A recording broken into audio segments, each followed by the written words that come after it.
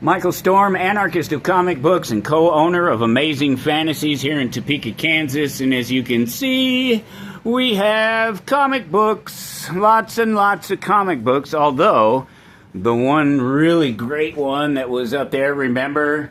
That Amazing Spider-Man #1, it's gone, it's sold, it's out of here. But look at that, signed Daredevil #1, signed by Stan Lee. That's crazy, right? And there's that Amazing Spider-Man #1, the annual, 72-page annual. So yeah, that's what replaced that #1 up there. New books. That's why I'm out here talking at you.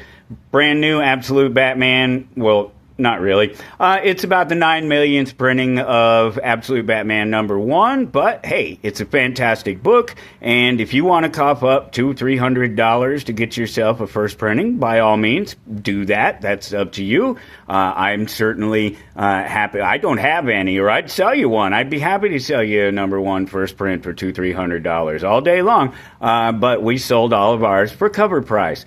Absolute Batman continues. This is, again, it's all, I guess, reprints and facsimiles for DC this week, because this is the annual #1, second print of it. A key book in the Absolute Batman universe. I called it when it was released, and we gave it special attention, and now the second hit for you guys that didn't get it on the first one. Again, spend your money where you want to. If you want to spend the extra to get the first print, you can do that. But if you just want to read the story, here they are. Here they are. I could sell you Absolute Batman #1 for $2.99. Or you can buy one for $300 somewhere. Batman Rip, it's the first part. It's issue 679. Again, a facsimile. It's a shiny one, and whoosh, that one's extra shiny, right? Just for those of us who have short attention spans and like shiny things. No, but it's all about the facsimiles today. This is a great one. This is the start of the Rip storyline, which is a very sort of bloody storyline for the Bat there, with a crazy Joker and what the Black Hand, is that what they're called? Superman #75 is, obviously the death of Superman. It's the classic Jurgens breeding cover, and shiny one. Yeah, it's about time, right? That's awesome. So cool. And then a blank, too, so you get this banner headline. They're under these white pages now. You can't see it anymore, but it's just a banner headline, and this part right here, just this stuff, and then the rest of it's blank, and you can draw your own. So create your own Superman. This is the highlight for DC this week for sure. Green Lantern Galactic Slam. This is their, I think it's, in conjunction with AEW. They're tied in there together with them. And this is the introduction of Omega Bam Man. That's this guy here. And, you can tell what he is, right? He's an amalgamation of sort of wrestling figures. And this is a one-shot. It's part of KO. I have all the other KO stuff up here, 1, 2, 3 right there. Wonder Woman, Lobo, get some Titans, Harley Quinn versus Zatanna, Justice League, Night Flight, Red Hood versus Joker, Superman versus Captain Atom, some more Aquaman. And then we get over to Marvel. Hulk Smash Everything continues. It's #2. This is a great chance to get on. I still have some #1s back here as well, just a couple of them, which isn't that fantastic cover right there? I remember making a digital file like that many, many years ago, and I was so proud of myself. I took all of these images and put them all together and made the Hulk breakthrough, and I made Wolverine claw through his words, and I had having fun back in those days. This is a fun story here. It's Hulk, if he goes, he's crazy, a little bit irrational, not necessarily always in control of himself, let's say. And what if he ended up going back in time, and what are the ramifications ultimately for the future? So he's in there fighting dinosaurs. Inglorious X-Force #1, just one of a number of X titles out this week, last week, coming up, that are all sort of really tying in a lot of things with the Age of Apocalypse, the original Age of Apocalypse run, and things that led up to the Age of Apocalypse run. That includes this Psylocke Ninja. This is a new Psylocke series. The last series just ended. And so this is Betsy Braddock here. Look at all these fantastic covers. Inhuck Lee right there. You got this Lobos cover right there, an Art Germ right there. Obviously Scotty Young right there. And then of course this is Juan Frigeri. And man, isn't that just fantastic? But this goes basically, okay, so if you want to know where this is going, you have to go all the way back to issue number 281 of X-Men. To figure out where this all fits in necessarily. Obviously, you don't have to go back there, but that's where this story begins. There's pieces of that, and that's where, the Age of Apocalypse, a lot of that other stuff, it all comes out of that, because that's around the time the Bishop comes through, right? That's Bishop's Crossing. Rogue number 1, look, last one, guys. Pull list, so important. That's all there is to it. I had somebody come in this week, and they were actually kind of upset with me, which really wasn't fair, because it was a hot book, and they were a previous poll holder, and they haven't had a poll for a while, but they come in, and it's sort of day before the book is supposed to go out, and they had the nerve, really, to put it that way, they had the nerve to ask me, don't you buy extra covers to go, or extra books to go out on the floor out there on the shelves if you think something's going to be hot? And I said, well, we don't necessarily know what's going to be hot. The only reason I know that this particular book is hot is because it comes out tomorrow. We ordered it a month ago. And 10 people have gotten on the poll since that order was placed. And so any extras that, I don't know if it was actually 10, multiple people have got on the poll since that issue was out, or since we ordered that issue, and so they're gone. I have these issues here. I don't have an A. We can try to get you one. Maybe if somebody wants an alternate cover in their poll, that sort of happens.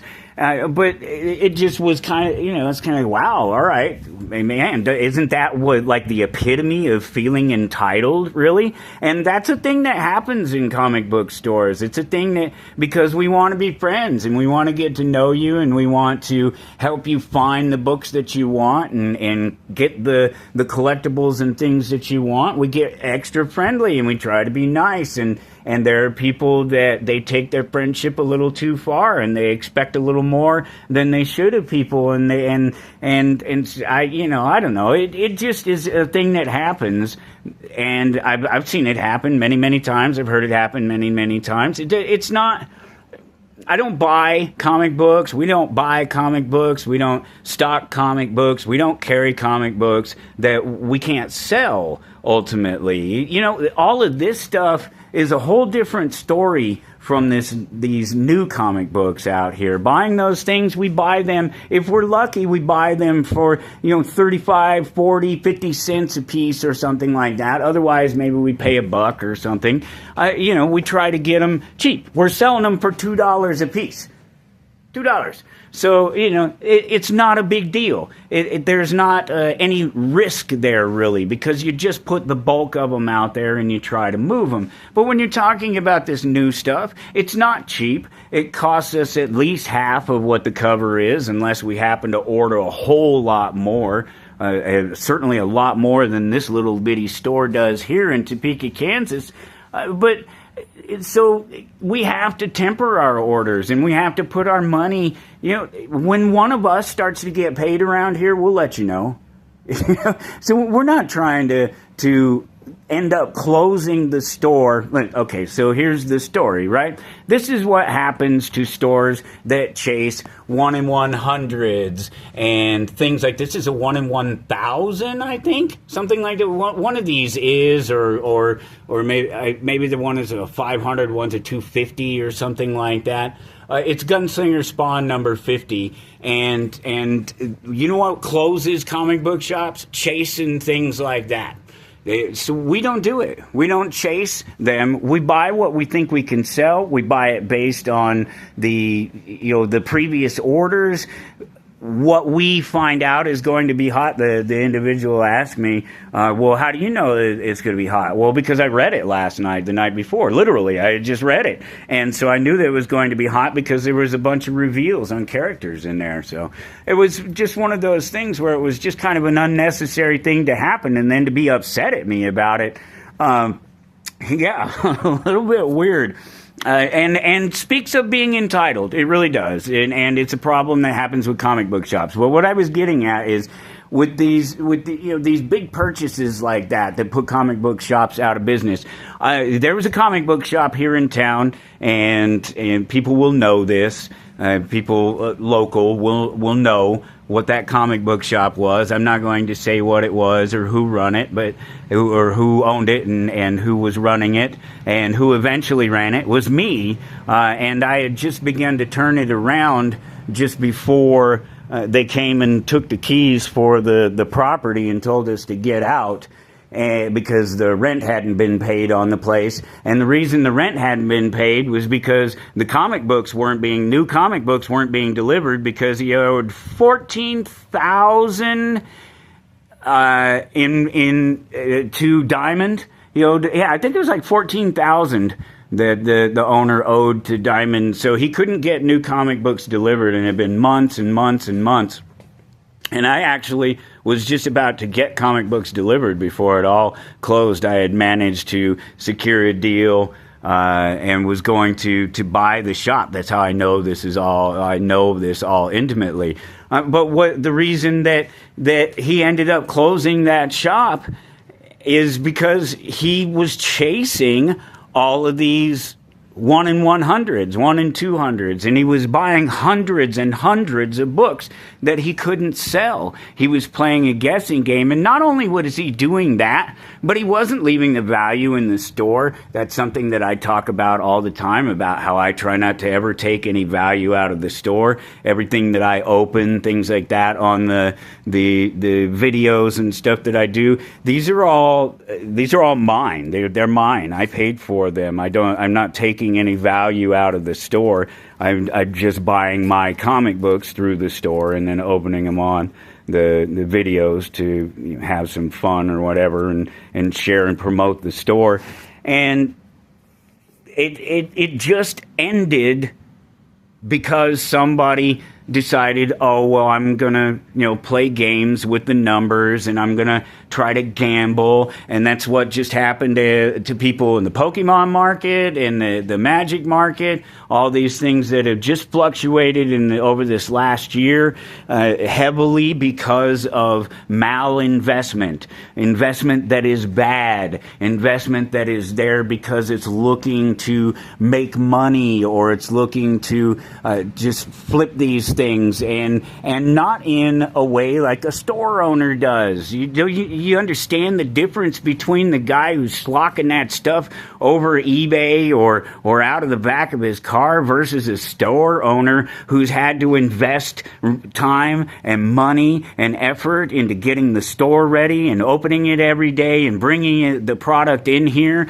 and creating the relationships with the distributors to get and do what we have, and to really to just throw it away for a couple extra comic books or a gamble, a chance on a card that's going to pay off, of one in how many are you going to have to buy or open, and it screws it up for everybody else, because the main thing that happened with this whole Pokemon thing that all blew up in the last year is that the kids couldn't get the Pokemon anymore. We used to have kids coming in here back. It's all dark back there right now, but we have tables back there, and that's where all the gaming is. And I guess it's not too bad. You can see a little bit, but we have some gaming, and the space can grow or shrink as we need to add more people. But we used to have, every Saturday, we have people in here, parents with their children in here playing Pokemon. And we have an actual Pokemon trainer, and we're teaching people how to play the game, and people were learning new love for the collecting, and then it all broke. All of that stuff happened over the last year, where everybody was just buying mad. I mean, did you see the video? I posted it the other day. I shared it on the Facebook page, on the social media there. It was these guys in New York, I think it was, robbing a Pokemon store at gunpoint. These two guys come in waving guns, busting up the displays, and stealing Pokemon cards. That's how bad it is with people speculating on these books and this. All of these cards and these games, and it's just a gamble. It's not the business gamble. It's not the, I want to set up in my community and be a part of my community and help feed the love of reading and the love of fantasy to the people in my community and make my community a better place. It's the, I want to take every dollar I can from every sucker I can before I get stuck with this stuff. And that's the difference between us as a business and those people out there that are gambling. And we're not going to gamble with our store, not for one more sale, not for one good customer from a time ago. It's just not worth it. I'm sorry. And I'm not sorry, you know? Look, guys, I kind of got a little distracted, but the new books are out here. You know the deal. Get on the pull. You could win this. I'm thinking about actually replacing that and giving you something better, because that was so disappointing. Another one of my videos, the bland bag opening video, because that's what it was. I opened a bunch of bags that I bought with my money, and they all just kind of weren't that great, and it included one of those. So I was thinking about maybe replacing that. Another highlight here real quick, Tarna Heavy Metal. Yeah, you betcha. Street Fighter Masters. We had, this is a new one, Elena. We have Guile as well, and I think, yep, some Zangief as well. And it's all about the games, right? Look at that, Mega Man X. This, not for the kids, not a game. This was, just one last thought was this right here. So there was a lot of great stories, a lot of great DC stories last year. And this was 4 of them, or 1 of them. It was 4 issues of one anyway. The New History of the DC Universe, one of the great stories that I've read. Truly one of the great comic book stories that I've read in a long time. I really enjoyed it. I really enjoyed the indexing and the cross-referencing, and all of that is in here collected. We got a couple of them. They're real nice. If you didn't get a chance to get the individual issues because they weren't on your pull, get signed up on a pull, because you know the deal. These things will either be here tomorrow when you get here, or they won't.